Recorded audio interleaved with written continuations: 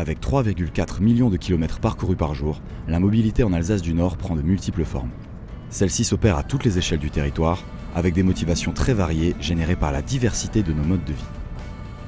Vélo, voiture, train, bus, à chacun son cocktail transport. Les temps changent et nos déplacements nous mettent face à de multiples enjeux. La congestion des axes routiers, le changement climatique, la qualité de l'air et le renchérissement du coût de la voiture qui pèse sur le budget des ménages. Conséquence de cela, la mobilité vit une profonde révolution des technologies, des pratiques et des usages. L'autopartage, l'électrique, le transport à la demande. Aujourd'hui, l'heure est davantage à limiter l'usage majoritaire de la voiture en solo. Ce bouleversement sans précédent doit être intégré dans nos politiques publiques. Il s'agit de penser les modes de déplacement plus flexibles pour diversifier les solutions de mobilité, adaptées aux besoins du territoire et aux spécificités locales. Faire que chacun puisse recourir à une alternative en matière de mobilité est un enjeu d'égalité des territoires et des citoyens.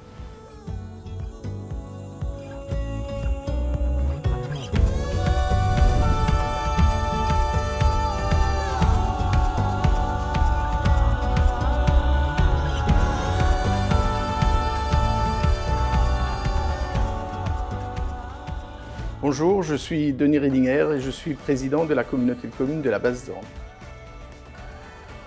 Les mobilités sont importantes sur le plan collectif, étant donné qu'elles participent à l'attractivité et au bon fonctionnement des territoires. Et elles sont également importantes pour l'individu puisqu'elles lui permettent d'aller travailler et d'accéder aux services. Avec la nouvelle nécessité, même l'obligation de rendre les mobilités durables, eh bien, ces enjeux deviennent essentiels.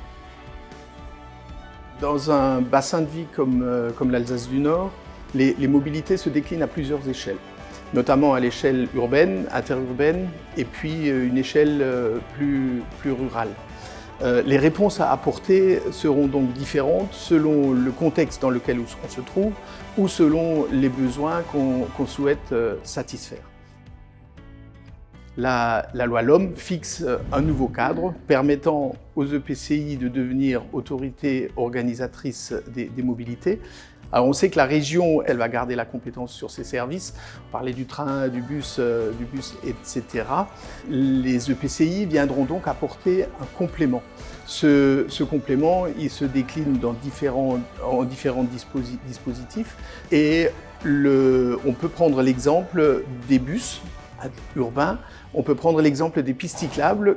Le bus n'est pas obligé de s'arrêter à la frontière du territoire de l'intercommunalité, de même que les pistes cyclables ne vont pas s'arrêter en limite de banc. Il faudra bien prévoir des interconnexions avec les territoires voisins. Donc on comprend que le sujet devra être débattu et travaillé au niveau interterritorial, donc intercommunalité, voire inter-PETR, d'où la nécessité ou la facilité des débats dès lors que l'ensemble des intercommunalités concernées ont cette compétence. Et en Alsace du Nord, les 6 intercommunalités se sont dotées de cette compétence. On va donc pouvoir travailler sereinement. La Basse-Zorn, elle s'est dotée, comme les autres 5 EPCI, de la compétence et elle a décidé de s'attacher les compétences de l'ADEUS pour élaborer son plan global de déplacement. Sur le constat, on s'est rendu compte, qu'on le savait déjà, mais cela a été confirmé, que l'axe nord-sud est très bien desservi en transport en commun. En revanche, l'axe est-ouest est complètement oublié. Un autre constat, c'est qu'au niveau cyclable, eh bien, la Basse-Zorn, c'est une tache blanche sur la carte d'Alsace. On a donc décidé de devenir un territoire cyclable, en interconnexion avec les territoires voisins, mais en structurant, hiérarchisant les pistes cyclables. Tout d'abord, un premier niveau, le rabattement vers les gares et vers les collèges. Un deuxième niveau qui sont les liaisons intercommunales et un troisième niveau qui va être du domaine de la découverte et des loisirs. Nous avons également décidé d'apporter une réponse en matière de mobilité pour ceux qui sont non cyclistes. Je parlais tout à l'heure des bus urbains. Il est possible que des bus Ritmo ou de la CTS peuvent venir desservir notre territoire. Nous allons mettre en place un transport à la demande. Et puis in fine, eh bien, nous allons soutenir, comme beaucoup d'autres intercommunalités, le déploiement des voitures électriques.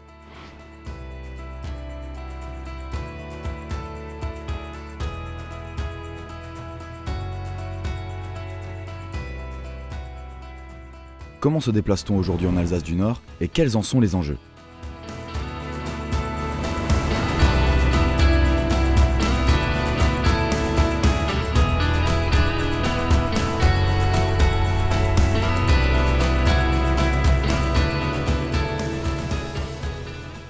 En France, on passe en moyenne près de 4 ans de notre vie en voiture. Qu'elle soit choisie ou subie, la voiture apparaît comme LE mode de déplacement. Si les transports collectifs et les modes doux sont de plus en plus utilisés en milieu urbain, la difficulté de développer des solutions alternatives à l'automobile en milieu rural, notamment du fait de la faible densité de population, est souvent évoquée. Toutefois, la prise en compte grandissante des critères environnementaux, économiques et sociaux incite à la réduction de cette forte dépendance à la voiture individuelle et à la mise en place d'usages alternatifs, à l'instar du covoiturage, qu'il soit informel ou organisé. En Alsace du Nord, les déplacements quotidiens des travailleurs frontaliers vers les pôles industriels allemands se font par la route. Les alternatives à l'autosolisme demeurent aujourd'hui limitées, mais existent néanmoins.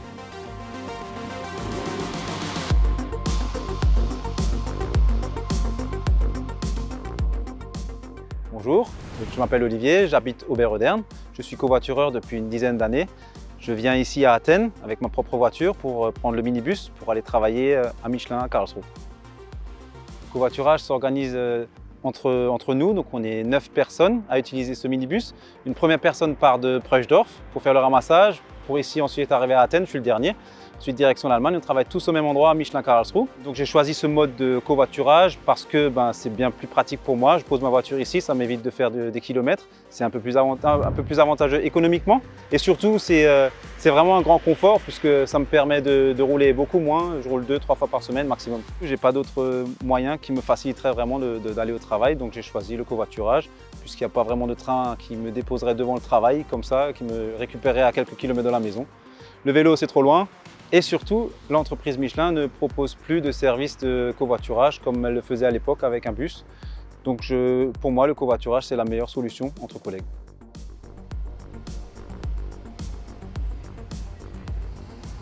La voiture reste 90% de son temps en stationnement. Pour améliorer son taux d'utilisation, pourquoi ne pas la partager? L'autopartage a gagné en popularité ces dernières années et dispose encore d'un potentiel de développement important. Le réseau Cities a donné une grande visibilité à l'autopartage sur le plan national et alsacien. La plupart des grandes villes disposent de ce type de service. Tout l'enjeu aujourd'hui est d'en implanter en milieu moins dense. Une autre tendance émerge. Les particuliers aussi se lancent dans le partage de leur voiture.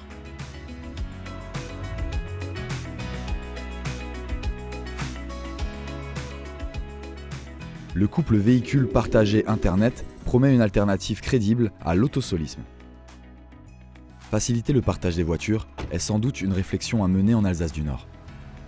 Mais alors, comment massifier ces pratiques? Et quelles actions, sous l'impulsion des collectivités ou des entreprises, peuvent faciliter le covoiturage et l'autopartage? Un levier se trouve, sans doute aujourd'hui, dans l'organisation de services autour de ces solutions.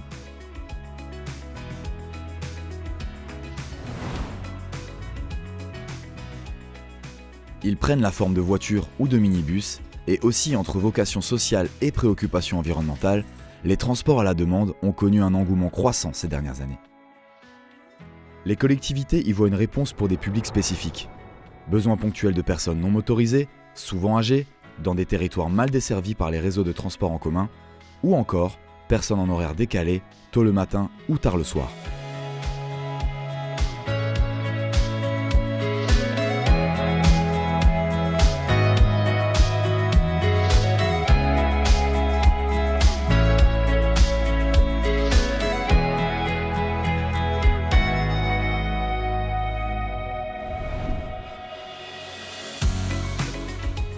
Le transport ferroviaire est incontestablement un facteur clé de compétitivité et d'attractivité à l'échelle d'un territoire. Il est aussi un atout majeur pour la transition énergétique et la lutte contre le réchauffement climatique. L'Alsace du Nord a la chance d'être desservie par 21 gares et le train fait partie de sa culture industrielle avec la présence historique d'Alstom. Le territoire est traversé du nord au sud par 2 axes ferroviaires majeurs, Strasbourg-Haguenau-Niederbronn-les-Bains et Strasbourg-Haguenau-Wissembourg-Neustadt. Ils constituent un élément essentiel du réseau de transport en Alsace du Nord, à partir desquels les connexions peuvent se tisser. L'Alsace du Nord peut d'ailleurs légitimement se prévaloir de sa position au cœur du bassin transfrontalier formé par les 3 métropoles régionales que sont Strasbourg, Karlsruhe et Saarbrück. Cette localisation offre de nombreuses opportunités et nul doute que l'amélioration des liaisons ferroviaires transfrontalières généreront des projets porteurs de développement économique, culturel et touristique.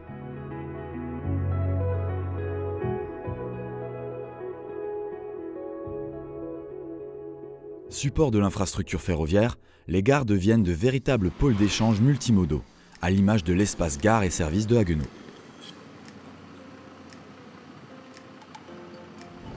Je me présente, je m'appelle Christian Berger, je suis le responsable transport et mobilité alternative de la communauté d'agglomération de Haguenau. Nous sommes ici à la gare de Haguenau. La gare de Haguenau est en train de devenir un véritable pôle d'échange multimodal. Elle a déjà aujourd'hui un rôle très important pour la mobilité de toute l'Alsace du Nord. On a 3 lignes ferroviaires, on a une trentaine de lignes de cars qui rejoignent cette gare, qui permettent des correspondances avec le train.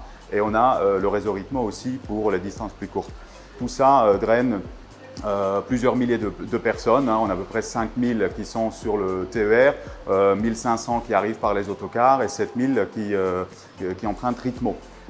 Au-delà de ça, on a aussi 600 places de stationnement et puis environ 200 places de stationnement vélo sécurisées. Cette fréquentation, elle évolue, elle augmente et donc depuis maintenant 5 ans, l'ACH est engagée dans un projet multipartenarial avec l'État, avec la région, maintenant la CEA et aussi bien évidemment la SNCF pour faire vraiment évoluer ce lieu-là, pour en faire encore un pôle plus important, mais aussi donner une vraie identité et devenir une porte-entrée finalement pour la ville de Haguenau aussi.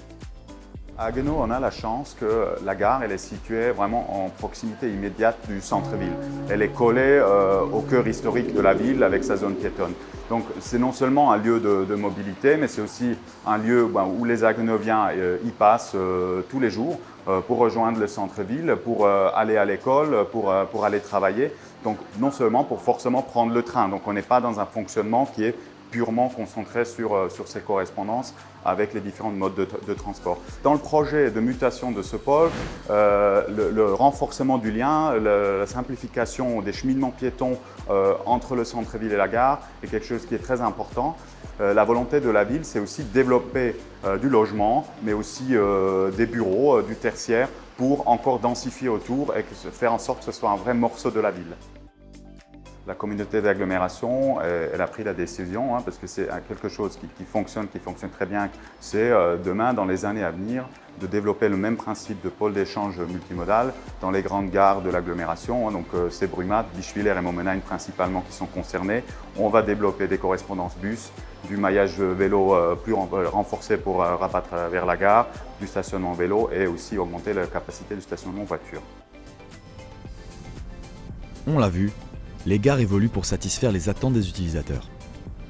De gros efforts sont déployés pour les rendre plus attrayantes, faciliter leur usage et en faire de véritables lieux de vie. Bonjour, je m'appelle Nathalie Viverge, je suis directrice des gares d'Alsace pour le compte de SNCF Gares et Connexions qui gère l'ensemble des gares de France.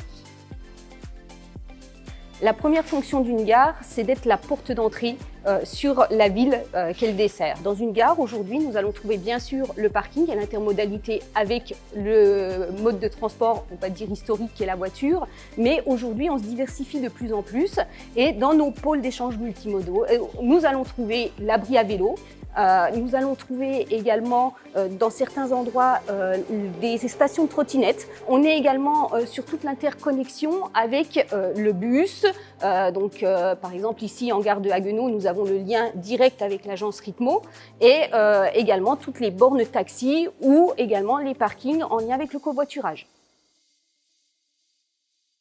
L'enjeu pour SNCF Gare et Connexion, c'est vraiment de faire de ces gares des lieux de vie, des lieux au service de tous. Donc aujourd'hui, l'idée, c'est de répondre aux attentes de nos clients en offre de services de proximité.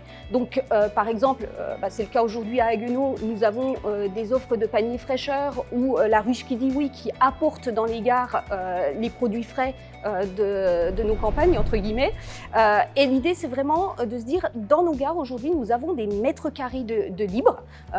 Et donc, dans tous nos bâtiments voyageurs, aujourd'hui, quasiment, nous avons des anciens logements que nous mettons aujourd'hui à disposition dans un projet qu'on appelle 1001 gares et où tous les porteurs de projets peuvent venir toquer à notre porte en disant « Nous, on a un projet pour offrir du service aux concitoyens. Est-ce qu'on peut faire un partenariat ?»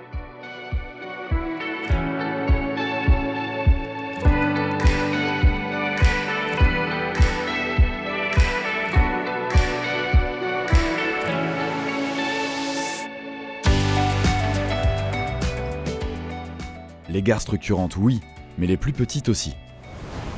Les lignes de desserte fine sont un véritable outil d'aménagement du territoire, alors même que de nombreux territoires, notamment ruraux, sont confrontés à des difficultés d'accès à la mobilité et donc d'attractivité. Ces haltes ferroviaires irriguent les bassins de vie et constituent un véritable capital pour les entreprises, les travailleurs et les étudiants. Elles offrent aussi des perspectives intéressantes pour le développement d'un tourisme de proximité. En les reliant efficacement aux villes moyennes, ces lignes de desserte fine sont plus que jamais à la croisée des chemins entre la transition écologique et l'aménagement du territoire. Je me présente, Victor Vogt, maire de Gundershofen, conseiller d'Alsace. La présence d'une gare forte a un rayonnement, je dirais, sur le territoire. Donc c'est plus que structurant pour nos espaces. Je pense que pour l'Alsace du Nord en général et puis pour les dessertes fines en particulier, c'est une grande force d'attractivité que d'avoir des gares performantes. Ce qui en fait est très important, c'est que pour les gares qui se trouvent justement en situation de desserte fine, c'est celle d'un maillage de proximité sur lesquels on peut rabattre en fait des différentes mobilités et donc renforcer en fait et à la fois l'attractivité de la gare, mais aussi la desserte du territoire en général. Les dessertes fines de gare permettent une attractivité plus forte des territoires ruraux et elles sont aussi en lien avec les villes moyennes qui finalement nous irriguent aussi. Donc c'est un partenariat qui est gagnant-gagnant et si demain on veut renforcer l'attractivité de la ruralité, c'est en renforçant les gares avec les multiplicités de diversité, tant en termes de vélos, de bus, même d'automobiles ou encore de trottinettes ou autres. Voilà.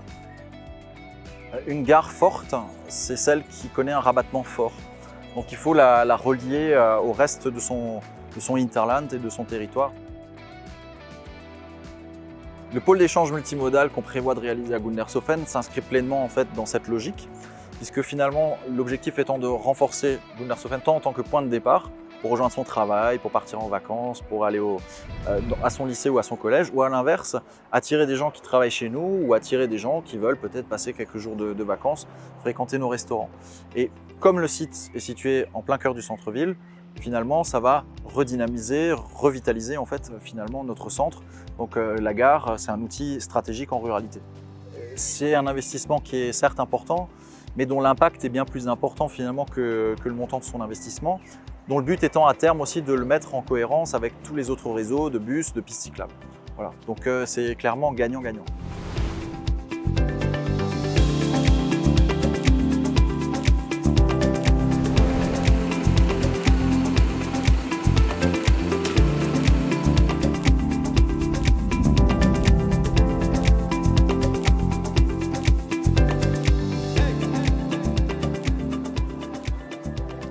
Majoritairement orienté vers les besoins des scolaires, le bus interurbain semble difficilement se faire une place dans cette mobilité, notamment face aux conditions de trafic routier encore très favorables en Alsace du Nord pour opérer un changement. Cependant, lorsque l'offre est performante comme c'est le cas pour les liaisons urbaines et de proximité, l'usage du bus attire un plus large public. La communauté d'agglomération de Haguenau dispose d'un transport urbain régulier depuis 2006. Bonjour, je me présente, Cécile Gadra, directrice de Keolis Haguenau, société délégataire en charge du réseau de transport urbain Ritmo pour le compte de l'agglomération d'Haguenau. Alors le réseau Ritmo, tout d'abord vous êtes ici au sein de l'agence Ritmo qui a déménagé dans la nouvelle gare de Haguenau au mois d'avril 2021, il y a quelques mois. Le réseau Ritmo, c'est 4 lignes urbaines, une ligne interurbaine, la ligne 10 qui relie Haguenau à Brumath, du transport à la demande sur le périmètre de Haguenau et Schweighouse-sur-Moder, mais également un service de location de vélos puisque nous disposons d'une centaine de vélos classiques et de 5 vélos à assistance électrique.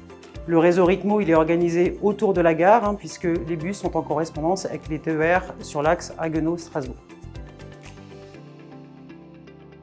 Alors, le réseau Ritmo en 2022 va connaître une importante évolution puisque dans le cadre de la délégation de service public qui nous a été confiée, nous allons mettre en œuvre le développement et l'extension du réseau Ritmo à l'échelle de l'agglomération.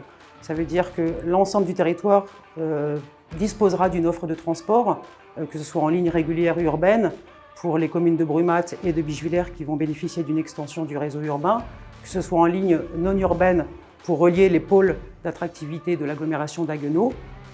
33 lignes scolaires également vont sillonner le territoire pour desservir les différents établissements scolaires et surtout un service de transport à la demande qui va se déployer également à l'échelle de l'agglomération pour permettre également de desservir les zones moins denses de l'agglomération.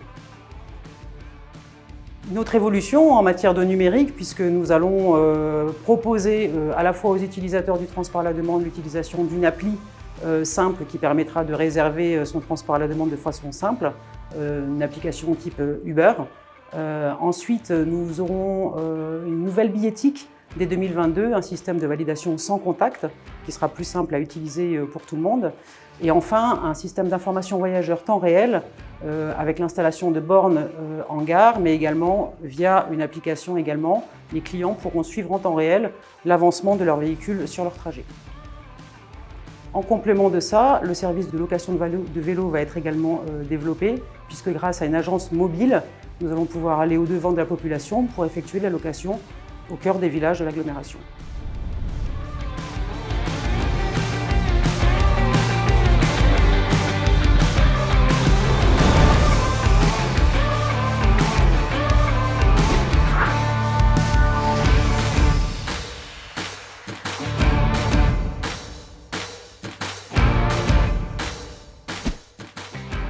Il s'inscrit en complément de la marche à pied.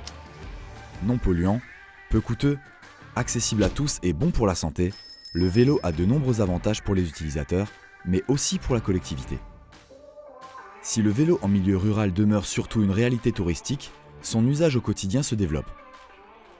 Les aménagements cyclables sécurisés, les aides à l'achat et à la réparation sont autant d'incitations à la pratique. Le vélo est devenu tendance et la crise sanitaire a mis encore plus en avant ses qualités. Pratique, pourtant encore timide en Alsace du Nord, le potentiel du vélo au quotidien, y compris en milieu rural, est bien réel pour les courtes distances. Aller au travail, à l'école ou encore faire ses courses. Cet engouement pour le vélo témoigne d'une volonté d'apaiser les villes, d'améliorer la qualité de vie et de préserver l'environnement, comme en témoigne Anne Gebhardt, directrice d'école à Morsbronn-les-Bains. Bonjour, je me présente, je m'appelle Anne Gebhardt, j'habite à Langensulzbach et je travaille à l'école de Morsbronn, je suis enseignante avec des CM1, CM2. Tous les jours, j'effectue mon trajet jusqu'à l'école et au domicile à vélo.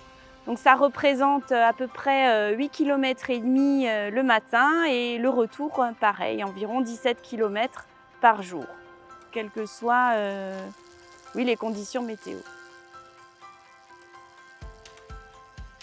Depuis 2017, je me suis équipée avec un vélo et j'effectue ces trajets tous les jours. J'avais déjà pu expérimenter les trajets avec mes enfants, mais c'était de manière occasionnelle. Et donc, ça fait maintenant 5 ans que tous les jours, je parcours ce trajet. Alors, une des premières motivations qui m'a amenée à faire ce choix de vélo, ça a été déjà de voir qu'il y avait plein de pistes cyclables qui avaient été installées au niveau de la communauté de communes de la vallée de la Sauer. Une deuxième motivation plus personnelle, c'était l'arrêt du tabac. Quand j'ai arrêté de fumer, il me fallait une activité sportive quotidienne, donc j'ai trouvé ce moyen-là. Et puis enfin, et c'est aussi un choix assez important pour ça, c'est de faire un geste pour la planète en ayant fait ce choix de mobilité douce.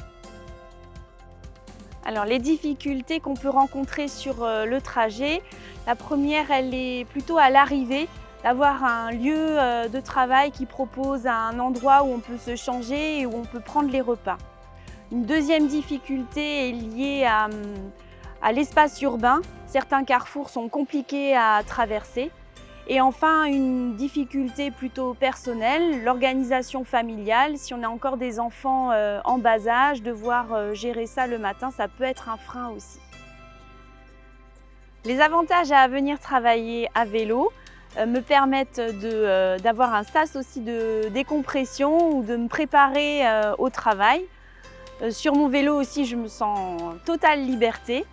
Et puis, j'encourage vivement tous les habitants de la Comcom, si leur lieu de travail n'est pas trop loin et le permet, à venir au boulot à vélo. De plus, le vélo à assistance électrique, qui connaît actuellement un véritable succès, pourrait bien accentuer le développement de l'usage du vélo en Alsace du Nord. Il pourrait également être un moyen d'augmenter l'utilisation des gares TER en raccourcissant leur temps d'accès. Avec un compartiment aménagé, les vélos cargo et autres engins hybrides à 2 ou 3 roues démocratisent son utilisation pour les marchandises ou le transport des enfants.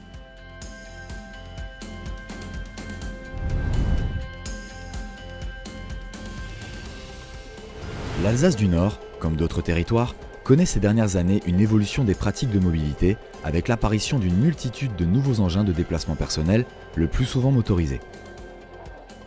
Véritable phénomène, les trottinettes apparaissent de plus en plus fréquemment sur nos routes et nos trottoirs.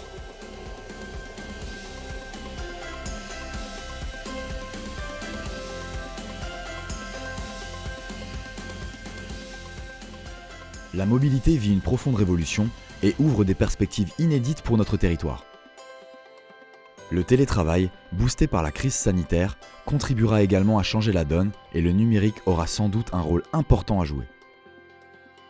On l'a vu, l'Alsace du Nord a incontestablement des atouts, mais aussi des défis à relever.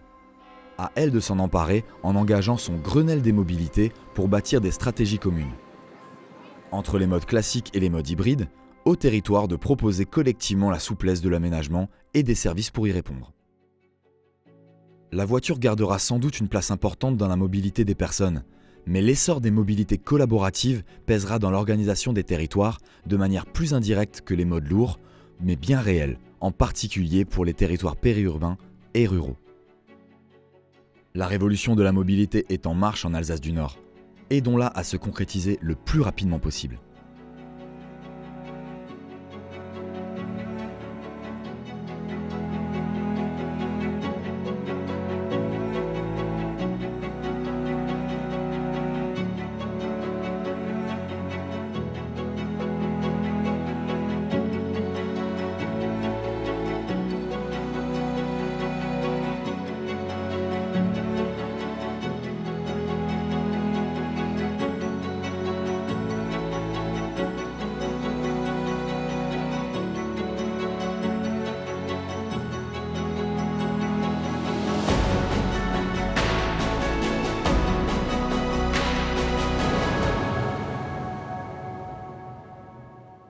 Vive les mobilités en Alsace du Nord!